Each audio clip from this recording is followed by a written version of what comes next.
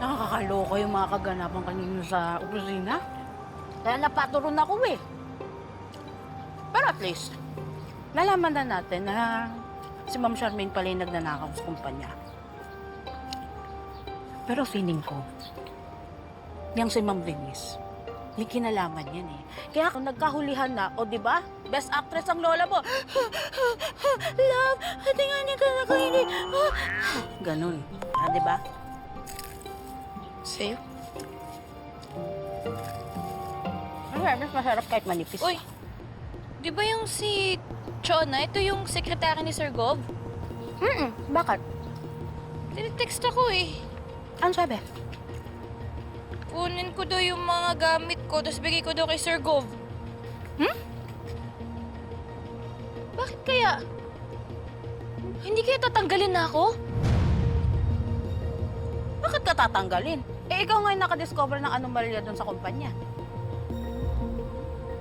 Eh kasi di ba nasira yung Xerox machine? Tapos sinisisi ako ni Ma'am Venice. Eh ang mahal nun, di ba? Ala, bilisan ko na daw. O, alin na, ubusin na natin to. Bumalik na tayo. Tara. Nakapagpalit na ako for investors meeting. Matagal pa ba si Tata? Sir, Ma'am.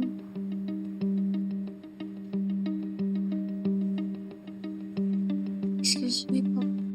Sir, ito na po yung gamit ni Tata.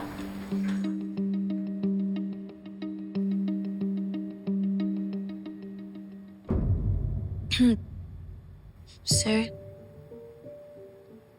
alam ko naman po na dahil po nasira ko yung Xerox dito sa office kaya po mawawalan po ako ng trabaho. Sorry po. What are you talking about, Tata? Kaya ako pinakuha mga gamit mo para ilipat sa kabilang room. I'm promoting you to be my executive assistant. Talaga po? Oh, thank you po, sir.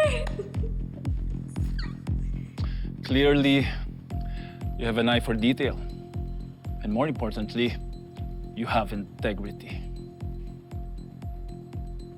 With what you did, you showed that you care about this company. And we both know kung bakit lagi ka pinag-iinitan ni Venice. Dahil nagsiselos siya kay Francis, di ba? With your promotion, mapoprotektahan kita. Congrats, Ma'am Tata. Tata lang. Mr. Miento will show you your new office. Oo naman. Tara, Ma'am Tata. Congrats. Tata lang. Thank you po, sir. Thank you po, ma'am. Tara na. Kunin ko po ulit, sir. Tara na. Excuse me po. Thank you po.